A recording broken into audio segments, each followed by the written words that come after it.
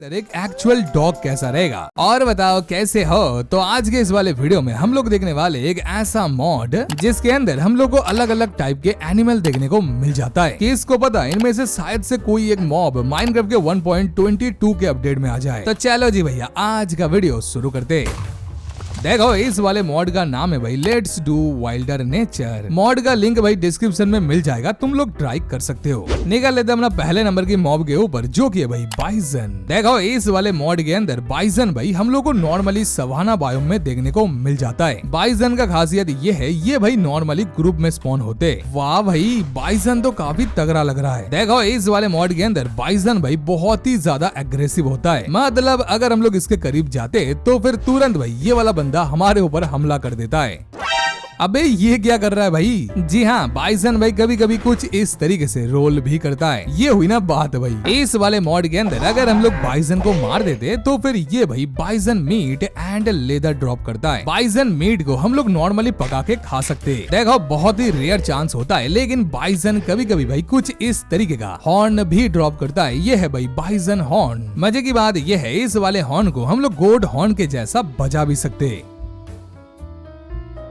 ओ तेरी काफी गजब साउंड है भाई। दूसरे नंबर पे है भाई इस वाले मॉड का सबसे खतरनाक बर्ड। इसका नाम है भाई कैसोवारी। ये वाला बर्ड हम लोग को नॉर्मली सवाना बायो में देखने को मिल जाता है। देखो ये बेसिकली बहुत ही तगड़ा हॉस्टाइल बर्ड है। मतलब हम लोग को देखते ही तुरंत भाई ये वाला बंदा हमारे ऊपर हमला करना चालू कर देता है। एंड ये वाला बंदा भाई अच्छा खासा डैमेज दे सकता है। अगर हम लोग इसको निपटा देते तो फिर ये भाई फेदर एंड कैसोवारी मीट ड्रॉप कर सकता है। इस वाले मीट को भी हम लोग नॉर्मली पका के खा सकते हैं। देखो बर्ड की बात चली रहा है तो निकल लेते अपना तीसरे नंबर की मॉब के ऊपर जो कि है भाई फ्लैमिंगोस। इस वाले मॉड के अंदर फ्लैमिंगोस हम लोग को नॉर्मली बीच बायोम में देखने को मिल जाता है। ये वाला बंदा भाई कुछ इस तरीके से अपना पैर ऊपर करके खड़ा हो सकता है। चौथे नंबर पे है भाई आउल। जी हाँ इस वाले मॉड के अंदर आउल भी देखने को मिल जाता है। देखो नॉर्मली आउल भाई कुछ इस तरीके से पूरा दिन सोता रहता है, लेकिन जैसे ही रात होता है ये लोग भाई सुपर डुपर एक्टिव हो जाते। देखो इस वाले मॉड के अंदर नॉर्मली हम लोग रॉटन फ्लैश का इस्तेमाल करके आउल को टेम कर सकते हैं। टेम होने के बाद आउल भाई हमारे पीछे पीछे आता है। रात के टाइम पे आउल भाई छोटा छोटा मॉब जैसे कि रैबिट, फ्रॉग या फिर चिकन के ऊपर हमला कर सकता है। पांचवें नंबर का बर्ड है भाई पेलिकन। देखो इस वाले मॉड के अंदर पेलिकन भाई हम लोग को बीच बायोम में देखने को मिल जाता है। एंड ये वाला पेलिकन बेसिकली एक न्यूट्रल मॉब है। मतलब अगर हम लोग इसके ऊपर हमला करते हैं तो फिर ये भी कुछ इस तरीके से झुंड बना के हमारे ऊपर हमला कर सकता है। पता नहीं क्यों ये लोग डैमेज नहीं दे पा रहे, लेकिन हमला करने की पूरा कोशिश कर रहा है। सैल्मन या फिर कॉड का इस्तेमाल करके हम लोग इनको ब्रीड करवा सकते हैं। अगर हम लोग पेलिकन को निपटा देते तो फिर ये भाई feather and pelican meat drop कर सकता है। देखो इस वाले पेलिकन मीट को भी हम लोग नॉर्मली पका के खा सकते हैं। खैर अपना छठे नंबर का बर्ड है भाई टर्की। देखो ये वाला बर्ड दिखने में काफी अलग है एंड ये भाई नॉर्मली फॉरेस्ट बायोम में देखने को मिल जाता है। मजे की बात ये है अगर हम लोग इनके ऊपर हमला करते हैं तो फिर ये भी घूम के हमारे ऊपर हमला कर सकता है। इसको मारने के बाद ये भी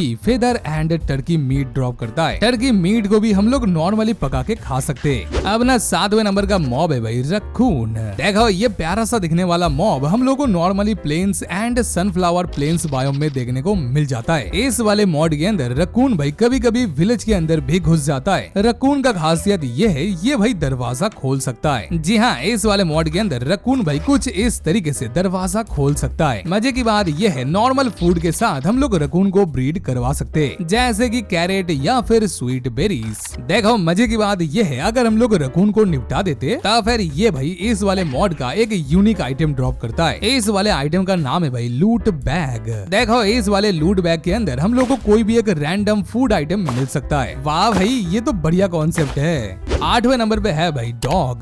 वाह भाई ये तो बढ़िया है यार। देखो ये वाला डॉग हम लोग को नॉर्मली विलेज के अंदर देखने को मिल जाता है। मजे की बात ये है इस वाले डॉग को भी हम लोग बोन का इस्तेमाल करके टेम कर सकते हैं, लेकिन ये वाला डॉग भाई नॉर्मल उल्फ के जैसा काम नहीं करता है। मतलब अगर कोई भी बंदा भाई हमारे ऊपर हमला करता है तो फिर ये वाला डॉग भाई साइड से निकल लेता है। बताओ यार ये क्या बंदा है भाई। और दौर ये वाला डॉग भाई कभी कभी कैट के पीछे पड़ जाता है। ये देख लो भाई।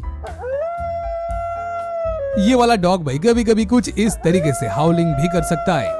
9वें नंबर पे है भाई स्क्विरल। जी हाँ, इस वाले मॉड के अंदर कुछ इस तरीके का स्क्विरल भी देखने को मिल जाता है। ये वाला स्क्विरल भाई हम लोग को normally forest and plain biome में देखने को मिल जाता है। मजे की बात ये है, इस वाले मॉड के अंदर हम लोग स्क्विरल को ब्रीड भी करवा सकते हैं। जी हाँ, उसके लिए हम लोग को हेजल नट चाहिए होता है। अभी तुम लोग कहोगे यार वो कैसे मिलेगा? देखो, इस वाले मॉड के अंदर प्लेन बायोम में हम लोग को कुछ इस तरीके का हेजल नट बूस्ट देखने को मिल जाता है। इस वाले बूस्ट से हम लोग आराम से हेजल नट ले सकते हैं। ये हुई ना बात भाई। खैर 10वें नंबर पे है भाई बोर्ड्स। देखो, इस वाले मॉड के अंदर हम लोग को बोर्ड्स भी देखने को मिल जाता है। ये वाला मॉब नॉर्मली हम लोग को सवाना बायोम में देखने को मिलता है। देखो, इस वाले मॉड के अंदर बोर्ड्स का खासियत ये है, ये भाई कुछ इस तरीके से जमीन के ऊपर डिग कर सकता है। डिग करने के बाद नॉर्मल डर्ट भाई कोरस डर्ट में कन्वर्ट हो जाता है और बोर्ड्स भाई डिग करके जमीन के अंदर से कुछ आइटम भी निकाल सकता है, जैसे कि हैंगिंग रूट या फिर मशरूम। अब ना 11वें नंबर पे है भाई हेजहॉग। देखो, छोटा सा ये मॉब हम लोग को नॉर्मली फॉरेस्ट बायोम में देखने को मिल जाता है। रॉड एंड फ्लैश का इस्तेमाल करके हम लोग हेज